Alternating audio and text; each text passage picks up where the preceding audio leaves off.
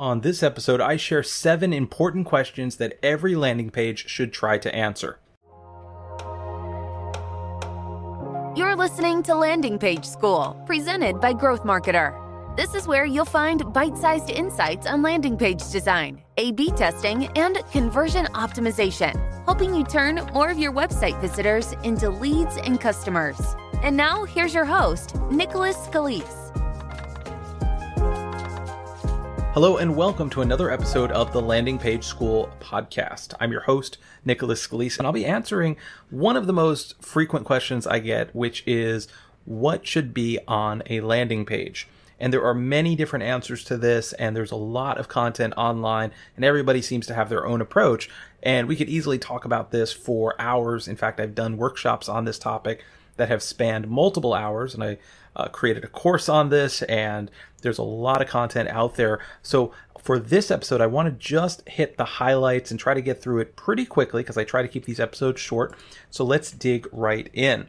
So instead of looking at a landing page as a collection of different things that should be on it, I want you to take a step back and think of it at one level higher up. And what I mean by that is, instead of thinking that this is sort of like a Lego project and you have all these different building blocks and you need to assemble them on your landing page to get people to take action, instead, I want you to think about the person or people who are going to be visiting that landing page from your target audience and the questions that they have. Because no matter what the case is, everyone who visits a landing page will have some conscious and some subconscious questions that they want to get answered. That's why they're on the page. And a lot of these questions are subconscious, such as, can I trust what is being offered? Can I understand what this page is about? Has this product, service, or offer worked for others? Things like that. And so the way I put this framework together, I'm calling it the 7-question landing page framework. It's all about answering the 7 most important questions that every visitor is going to have as they visit your landing page. So I'm going to go through those questions, and then we'll dig in a little bit to the psychology behind each question and the element on the page that it's affecting. But if you don't want to take notes and you just want to get the cheat sheet for all of this, I put it together in an absolutely free ebook, and it's called the 7-question landing page framework. And you can get it simply by heading over to landingpageschool.com/framework. Again, it's completely free. This is probably one of the most valuable resources I've ever put together. I've put together other resources like checklists and getting started guides and guides to tools and things like that. But I think this one is easily the most valuable free resource I've ever released. So I encourage you to go check it out at landingpageschool.com/framework. Just as a disclaimer, you're getting it absolutely for free, but you will get opted into my free weekly newsletter called Growth Marketer Weekly. It's absolutely free. If you don't like the newsletter, you can unsubscribe at any time. But I think if you're enjoying this podcast, you're going to really like the newsletter as well, because I share one simple email every Thursday with the very best growth marketing news, tools, and insights. And it's going to complement what you're learning on this podcast very well. And again, everything is absolutely free. So you can get that framework at landingpageschool.com/framework or hit the link in the show notes. So now, with that being said, let's go through the framework real quickly and cover some of the most important elements. So like I said, there's 7 questions that every landing page should try to answer. The questions are, number 1, do I quickly understand the big idea? Number 2, can it specifically help me? Number 3, do I like it? Number 4, has it helped others? Number 5, do I trust it? Number 6, is there something special about it? And number 7, can I easily take action now? So the key thing about these questions is that each question has an underlying principle behind it. So for instance, question number 1 talks about clarity. Do I understand the big idea? So what I mean by this is, when someone lands on the page, in a fraction of a second, you need to be able to share with them what the big idea of the page is. And you're most often going to be able to do this in the hero section of the page, which is the part of the page where the visitor will see it right away without needing to scroll. So you want to have a very clear headline, maybe a sub-headline, maybe some relevant imagery, maybe your brand logo, and most importantly, a call to action above the fold so that people know not only what the page is offering, but how to take that next step. The second question, can it specifically help me? This I call the relevance question, because it's talking about how relevant this page and this product and service and this offer is for the visitor, because at the end of the day, people do not want to hear about your life story or how you started the company. They want to hear what's in it for them. There's this old saying, WIFM, WIIFM.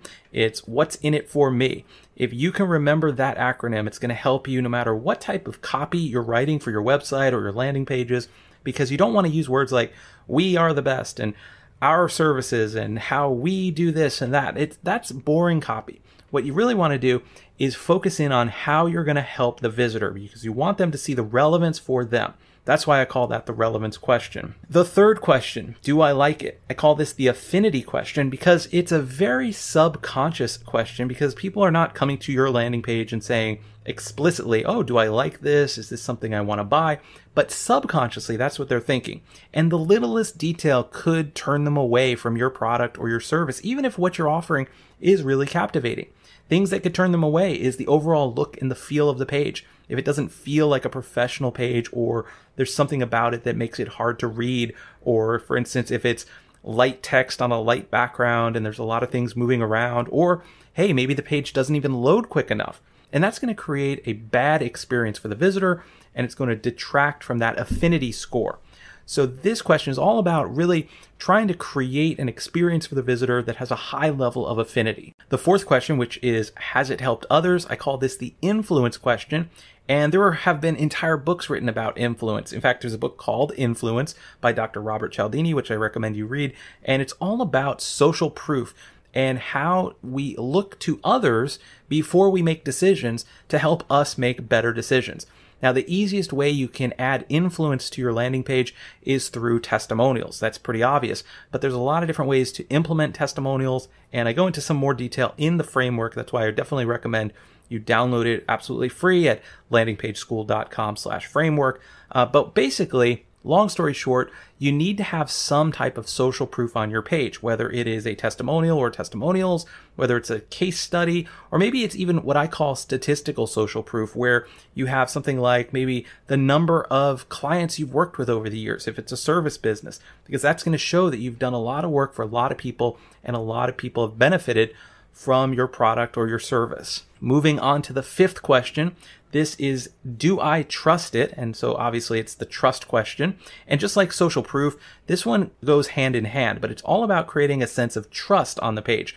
Now, there's some very easy ways to do this at a high level. You want to make sure your page is secure using an SSL certificate so that it has that little lock icon in the browser. But there's some other things you can do to build up trust.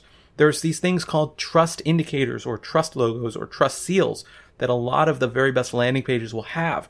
So a good example of this is if you've been featured in a major publication that your audience would recognize, or if you have a certification, or if you're a member of the Better Business Bureau, or you have something you can show, maybe an award, and you can visually represent that, that's going to add some additional trust to the page. So you should display that somewhere prominent so that people see it. Then the sixth question is there something special about it? I call this the advantage question, because what we're really talking about here is what is your unique advantage? Whether it be for your product, your service, your cause, your offer, whatever it is, there has to be something unique about it, because people are going to be comparing what you're offering against all the other options they have, where we're talking about your competitors. And remember, we're also talking about the option to do nothing. People often say, oh, I have no competitors. Well, there's always a competitor, no matter what you're doing, even if you're the only one selling that product or service, because the competitor could be inaction. It could be people choosing to do nothing. So if you have a unique advantage, that's going to help you stay above and stand out from the crowd. So an example here would be Dyson vacuums have what are called cyclonic technology. And who knows what the heck that even is, but it's helped them sell a lot of vacuums, and that's what makes Dyson stand out from other brands and has really helped them propel themselves as a market leader in the vacuum category, which was a very boring product space for a very long time. And last but not least, the seventh question in the 7-question landing page framework is, can I easily take action now? So yes, this is the action question. And what we're really talking about here is the call to action or call to actions on the page. And you want to have those throughout your page. So typically what I like to do at a minimum is have a call to action at the very top of the page. And usually this is going to be either a button or a form. And then I'll like to have one down at the bottom of the page if it's a relatively short page. So by default, you want to have at least 2 calls to action. And if it's a longer page, you want to put some in the middle as well. So as people continue to consume the content, they're reminded that it's not just for consumption, but that there's a next action that they're supposed to take, whether that be to fill out a form, click a button, get in contact, add something to their cart, make a purchase, whatever the case may be. That's your call to action. Now, another question I get related to the action question is, should I have different calls to action or should they all be exactly the same?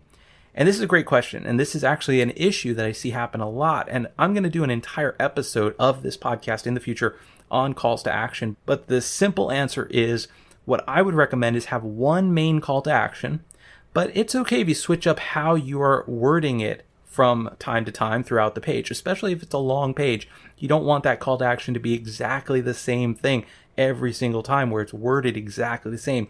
For instance, if you are a law firm and you're saying, get my free consultation, you might be able to switch that up and say something like, schedule a time to speak with an attorney, or contact us now, something like that.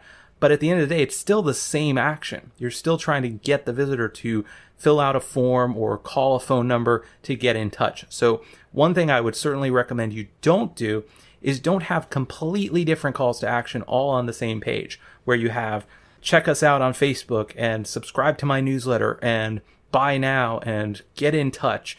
That's going to create confusion. So you want to have a consistent call to action, but it's okay if you switch up the wording of that call to action as the page goes on.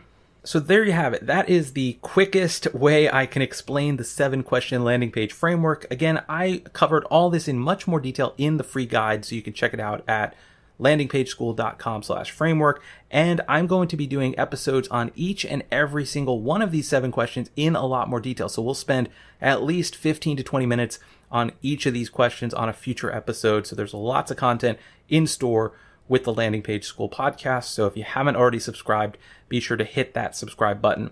One final thing I want to leave you with, because this is another thing that comes up a lot in the questions that I've been getting, even as I've relaunched this show, people are still asking me about this, is what platform do you recommend for building landing pages? And if you've listened to the previous couple episodes, you know that I'm a huge fan of Unbounce, so I recommend you check out Unbounce. You can use it as a drag and drop landing page builder, and you can also use it to test your landing pages, and it's very easy to get started. And as an Unbounce partner, you can get a free 14-day trial of Unbounce, plus you can get a 20% discount off of it simply by going to landingpageschool.com/unbounce, or hit the link in the show notes and start your trial and see what all the hype is about, because it's a really good product. So that's landingpageschool.com/unbounce. That's going to do it for this episode. So I'll be back next week. So until then, have a fantastic rest of your day. Landing Page School is presented by Growth Marketer and produced by Earnworthy LLC.